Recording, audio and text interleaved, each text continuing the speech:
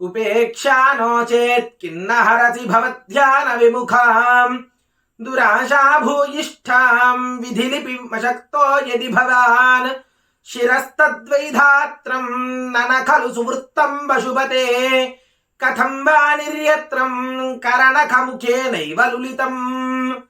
శివాయ గురవే నమః. మనం నిన్నటి రోజున చెప్పుకున్నటువంటి 24వ అధ్యాయాన్ని ఒక్కమారు స్ఫురణకి తెచ్చుకుందాం.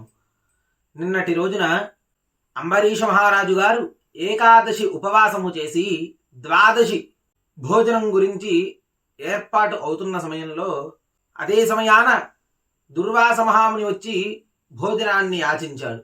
అలాగే దుర్వాస మహాముని అనుష్ఠానం చేసుకొస్తానన్న చెప్పి వెళ్ళిన ఆయన ఎంతసేపటికి తిరిగి రావట్లేదు. ద్వాదశి గడువు పూర్తవుతోంది. ఆ విషయమై అంబరీషుడు చాలా ఆలోచించుచు బ్రాహ్మణుణ్ణి ఇట్లా అడుగుచున్నాడు. ఓ ఈ బ్రాహ్మణోత్తములారా, అటుపక్క దుర్వాస మహాముని రాలేదు, ఇటుపక్క ద్వాదశి తిథి వెళ్ళిపోతోంది, నేను ఏమి చెయ్యాలి, చాలా ధర్మ సంకటంలో పడి ఉన్నాను అని మనం ఈ నిన్నటి రోజున చెప్పుకున్నటువంటి 24వ అధ్యాయంలో మనం కథ చెప్పుకున్నాము. ఈనాటి ఈ 25వ అధ్యాయం ప్రారంభించుకుందాము. ఈ అంబరీష మహారాజు గారు బ్రాహ్మణులు అడుగుతున్నారు ఈ అధ్యాయంలో, ఈ బ్రాహ్మణోత్తములారా సవిస్తరముగా నాకు తెలిపి కోరుచున్నాను అని అడగగా బ్రాహ్మణోత్తములు ఇట్లు చెప్పుచున్నారు. ఓ ఈ అంబరీష మహారాజా, నీకిప్పుడు 2 ప్రక్కల నుంచి ఉరిత్రాడు ప్రాప్తమైనది. ఇది నీ పూర్వ పాతకము వలన సంభవించినది.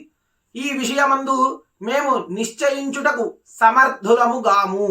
పారణను ఆపితిమా హరిభక్తి లోపము కలుగును, పారణ చేయించితిమా దుర్వాసనుడు శాపమిస్తాడు, కనుక ఎట్లయినను కీడు రాక తప్పదు, అందు ఆలోచించి నీవే నిశ్చయించుకొనుము అని బ్రాహ్మణులు ఇట్లు చెప్పగా అది విన్న రాజుగారు వారితో తన నిశ్చయమును ఇట్లని చెప్పాడు. ఓ ఈ బ్రాహ్మణోత్తములారా, హరిభక్తిని విడిచుట కంటే బ్రాహ్మణ శాపము కొంచెము మంచిది, కనుక నేనిప్పుడు కొంచెము జలము చేత పారణ చేసేదను. ఈ జలపానము భక్షణమగును, అది భక్షణమగునని పెద్దలు చెప్పి ఉన్నారు.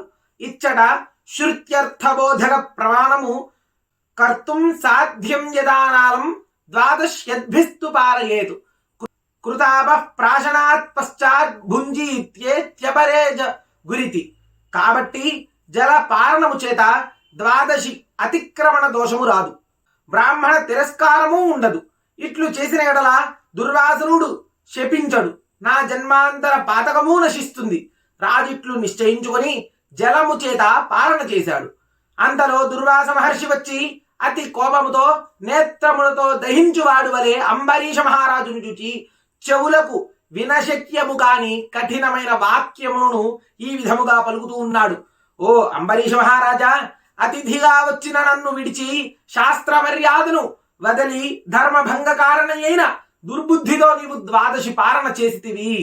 శ్రావణమాచరించగా భుజించువాడు, ఇతరులకు పెట్టక తాను ఒక్కడే భుజించువాడు, అతిథిని రమ్మని పిలిచి తాను ముందు భుజించినవాడు అందరికంటే అధముడు.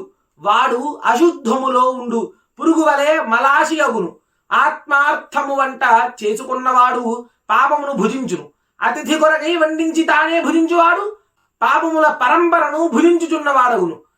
అగ్ని పక్వమైనది గాని పక్వము కానిది గాని, ఆకు గాని పుష్పమును గాని ఫలమును గాని పాలు గాని అన్నమునకు బదులుగా ఏది భుజించబడునో అది అన్నమే అగును. నీవు అంగీకృతుడైన అతిథినైన నన్ను వదిలి దూషిత బుద్ధి గలవాడవై అన్న ప్రతినిధియగు జలమును త్రాగితివి. బ్రాహ్మణ తిరస్కారివైన నీవిట్లు హరిభక్తుడు ఎట్లా అగుదువు? ఓరి మందుడ, ఎప్పుడైనను బ్రాహ్మణును తిరస్కారము చేయవచ్చునా? నీకు హరిదేవుడు ఎట్లా అగును? అతని యందు నీ భక్తి ఎట్టిది? బ్రాహ్మణ విషయమందును హరి విషయమందును నీకంటే పాపాత్ముడు లేడు. నీవు బ్రాహ్మణుడైన నన్ను వదిలి భుజించితివి గాన బ్రాహ్మణ తిరస్కారివైతివి. బ్రాహ్మణ తిరస్కారముతోనే బ్రాహ్మణ ప్రియుడైన హరిని కూడా తిరస్కరించిన వాడివైతివి. రాజా, ఇప్పుడు నన్ను తిరస్కరించుట మదము చేత నీవు నీ పురోహితుని తిరస్కరించినట్లు తిరస్కరించితివి. ఓరి, నీవు ధర్మాత్ముడని పేరు పెట్టుకొని ధర్మ మార్గములను నశింపజేయుచున్నావు. ఒరి పాపాత్మ, ఈ భూమి యందు పుణ్యాత్ముల పాలిట నీవెందుకు ప్రాప్తమైతివి? అనగా నీవు రాజువు గనుక పుణ్యాత్ములు నిన్ను ఆశ్రయించి వత్తురు. నీవు దుర్మార్గుడువు కనుక వారిని బాధించదవు. కాబట్టి నీవు ధర్మకంటకుడవగుదువు. దుర్వాసనుడిట్లు పలుకగా విని అంబరీషుడు భయముతో నమస్కరించి ఇట్లని ప్రార్థించడం మొదలుపెట్టాడు. అయ్యా, నేను పాపుడును, పాపకర్ముడును, పాప మానసుడును. నిన్ను శరణు వేడుదునయ్యా, నన్ను రక్షించమని కోరాడు ఆ అంబరీషుడు. నేను ధర్మ మార్గమును తెలియక బురద యందుబడి దుఃఖించుచున్నాను. నిన్ను శరణు వేడుచున్నాను, నన్ను రక్షింపుము అని అంబరీషుడు వారు అడగగా, నేను క్షత్రియుడును, పాపములను చేసిన వాడిని. నీవు బ్రాహ్మణుడు, శాంతి రూపుడువు కనుక నన్ను ఎల్లప్పుడూ తప్పక రక్షించుము. బ్రాహ్మణులు క్షమాయుక్తులై ఉందురు కాబట్టి మీ వంటి మహాబుద్ధివంతులు దయావంతులై మా వంటి పాప సముద్రమగ్నులను ఉద్ధరించవలేను. ఇట్లు పాదముల మీద పడి ప్రార్థించుచున్న రాజుగారిని కఠినుడై దుర్వాసనుడు తన ఎడమకాలితో తన్ని దూరముగా పోయి నిల్చుని మిక్కిలి కోపముతో శాపమిచ్చుటకు ప్రయత్నించి ఇట్లన్నాడు. రాజా, నేను దయగలవాడును గాను, నాకు శాంతియే లేదు. ఓర్పు లేని వారికి ఆలయమైతిని కనుక నేను దుర్వాసుని, శాంతి లేని వారిని తెలుసుకొనుము. ఇతర మునీశ్వరులందరూ కోపితులై తిరిగి ప్రార్థించిన ఎడల శాంతులవుతారు. కానీ నేను కోపితుడనైతినేని కోపమును తెప్పించిన వారికి కఠినమైన శాపము ఇవ్వక శాంతించవాడను గాను. ఇట్లని మలిగి అంబరీషుణ్ణి ఉద్దేశించి శాపం ఇవ్వబోయాడు దుర్వాస మహాముని. అంబరీషుల వారికి దుర్వాస మహాముని ఇచ్చిన శాపములు: మత్స్యము, కూర్మము, వరాహము, వామనము, వికృతముఖుడు, బ్రాహ్మణుడై క్రూరుడు, క్షత్రియుడై జ్ఞానశూన్యుడు, క్షత్రియుడై రాజ్యాధికారి కానివాడు, దురాచారుడు పాషండ మార్గ వేదియు, బ్రాహ్మణుడై రాజ్యాధికారిని కానివాడు, దయాశూన్యుడై బ్రాహ్మణులను హింసించువాడు. నేను శాస్త్రార్థవేదిని కనుక విచారించి జలముతో పారణ బ్రాహ్మణుని కంటే ముందు చేసి తినను. గర్వముతోనున్న నీకు ఈ 10 జన్మలు వచ్చును. అనగా 10 ఎందును గర్వమును పొందదగినది ఒక్కటియూ లేదు. కనుక గర్వించిన వానికి గర్వభంగకరములైన జన్మలను ఇచ్చి తిను. ఇట్లు 10 శాపములు ఇచ్చినన్న అవమాన పరచిన వానికి ఇంకా శాపం ఇవ్వవలేనని తలచి దుర్వాసునుడు నోరు విప్పి మరో శాపం ఇవ్వబోతూ ఉండగా అంబరీషుని హృదయములోంచి బ్రహ్మవేద్యుడును భక్తి ప్రియుడును శరణాగతవత్సలుడునగు హరి తన భక్తుని కాపాడు తలంపుతోను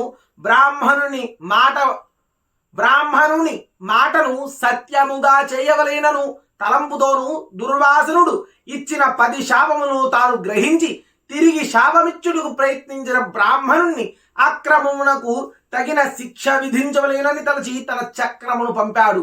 తరువాత ఆ చక్రము కోటి సూర్యకాంతితో ప్రకాశించు జ్వాలలు మండుచుండగా నోరు తెరుచుకుని పైకి వచ్చెను.